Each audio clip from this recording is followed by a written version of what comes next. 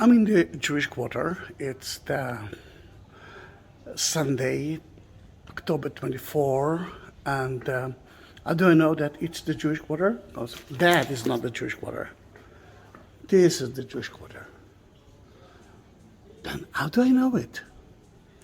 Oh, there are two ways to see it. The first one, look at the stones. You can see that this is old, and this is new. In 1948, the Jordanian conquered Jerusalem. Jerusalem was supposed to be owned by the United Nations, but they conquered it and they destroyed the Jewish quarter. Then in 1967, we built it again. Then you can see new houses, new buildings, on top of ancient houses and ancient. There are so many museums beneath the Jewish quarter. But there is another reason to figure out if it's a Jewish house or not.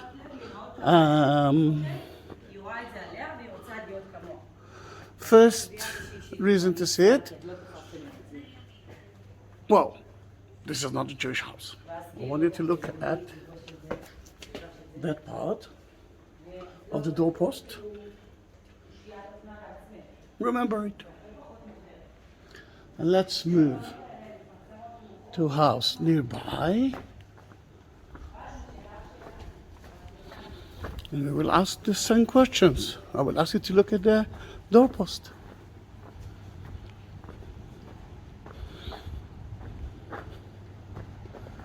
Ta-da-da. Here it is. At the right side of the doorpost, in each Jewish house, even the secular one, you will find a mezuzah. A mezuzah is actually a must. God told the Jews to put it. He said, write the words of God on the gates of the doorpost and of your house. Then here it is, in front of you. And inside it, there are two parts from the Bible. The first one, I think, is the most important prayer for every Jew.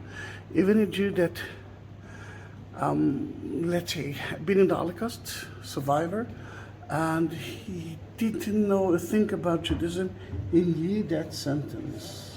Shema Yisrael, Adonai Eloheinu, Adonai Echad. Hear, O Israel, the Lord is our God, the Lord is one. And this is the first part of it. Let's move to another, you can see there, scrolling it. Let's move to another house. Is that a Jewish house? We don't know.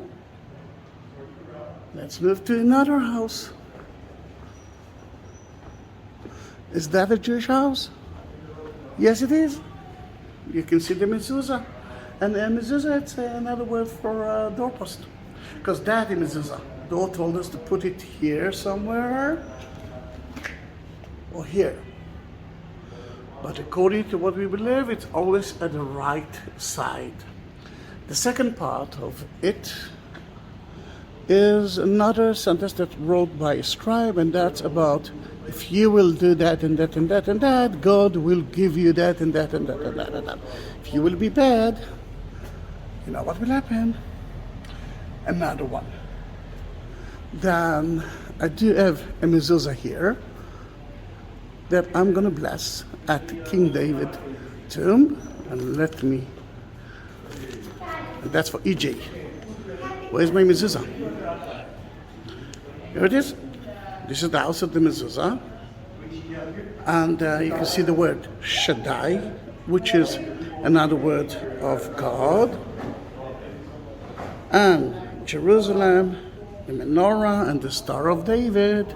Then EJ, you've been blessed. What about Seoul House, a kosher Korean cuisine?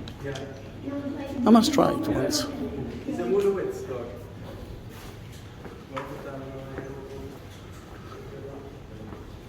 I've been asked about what is a kosher food. Kosher food is actually a list of things that God told us to do. For example, not to mix dairy products with meat. Not to eat special kind of meat like pigs,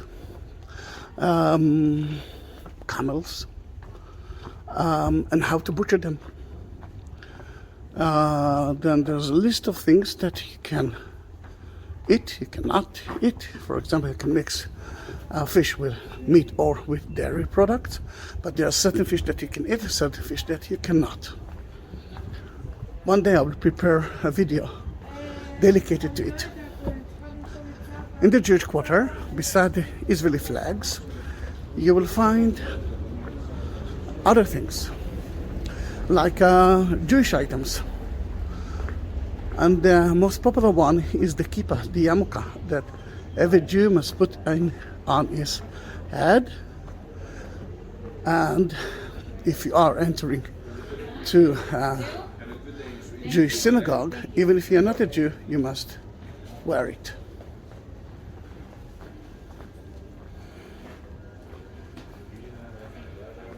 Here it is. And you can see a lot of mezuzahs. I preferred to buy mezuzah with from Hollywood. Talit. It's another thing that I'm gonna bless to EJ. And I'm not sure that you will see it now, but if we look at the Jewish man, you will see, like here, there's 4 strings that actually bowling out from his pants. That is part of the little talit. Little talit is a must. The Jews must wear it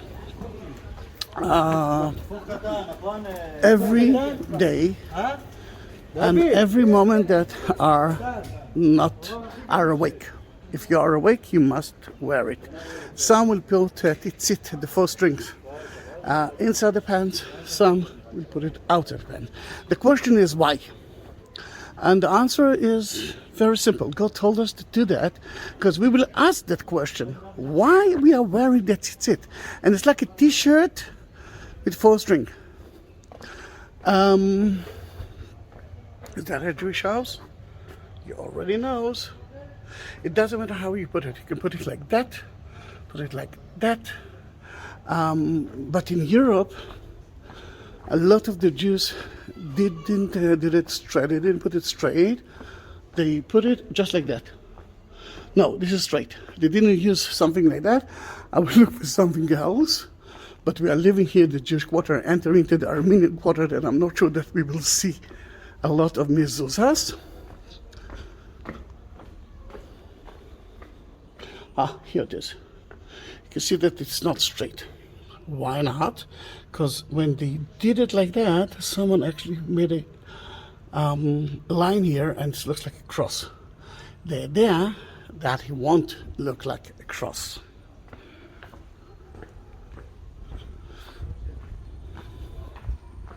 And this is like a Godkeeper. Remember when the Jews went through it, outside, they flee from Egypt. One of the things to do is to mark your doors, that they will know who is a Jew and who is not. Then the angel of death won't touch that house. You can see here two more mezuzahs, and that's one, and that another one. Then in that case, let's go back to the little talit. Talit, it's a clothes in Aramite. Beged in Hebrew. That's going to be a little bit difficult. Slicha shniya. תודה. תודה לך.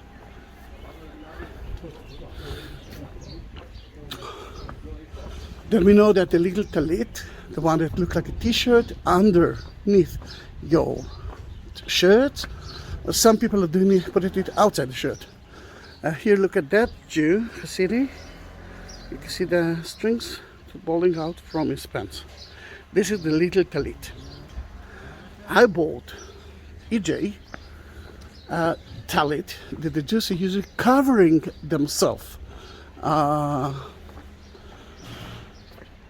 And that's called talit, which is not little, just big talit. They have the 4 strings as well, but the idea is to cover yourself from everyone when you're praying, to concentrate with your prayer, to be with God, which is a wonderful idea if you ask me. Then we are leaving the Jewish quarter, which is new. We are entering into the Armenian quarter, and as you can see, there's no mezuzah at the right side of the door. In front of you, you can see the walls of the city. This is the southern wall of the city, built by Suleiman the Magnificent, an Ottoman Sultan at the 16th century. See the Armenian letters above the door.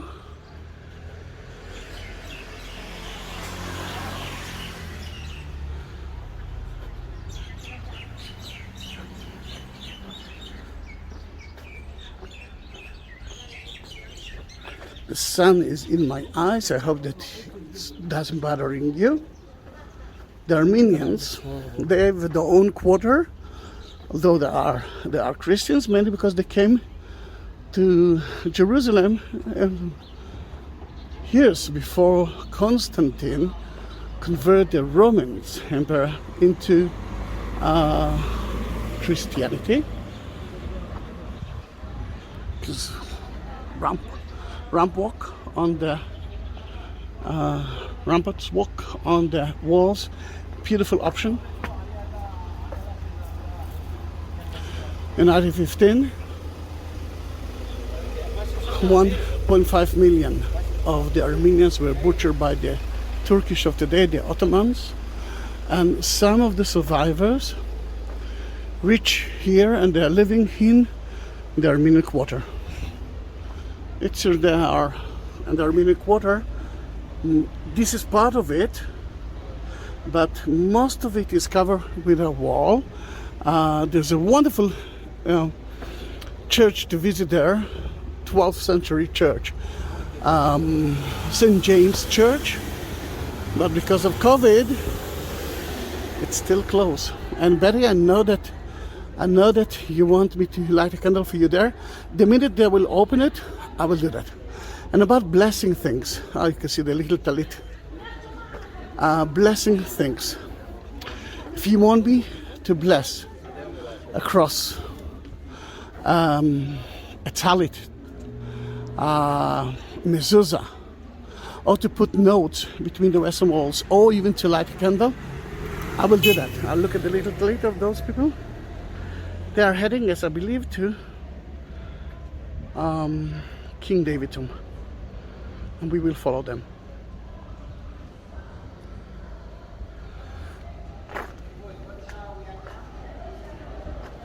We are at Mount Zion gate,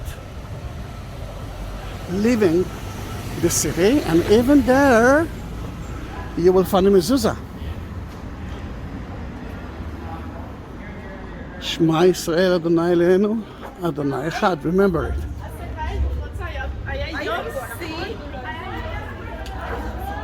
And here it is.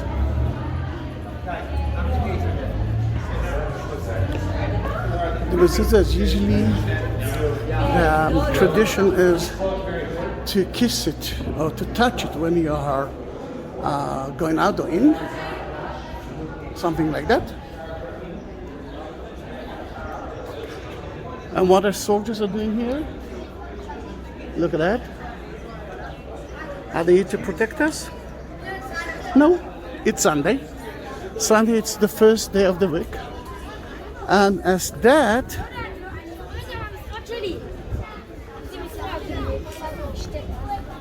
difficult. Let me try to be before the group.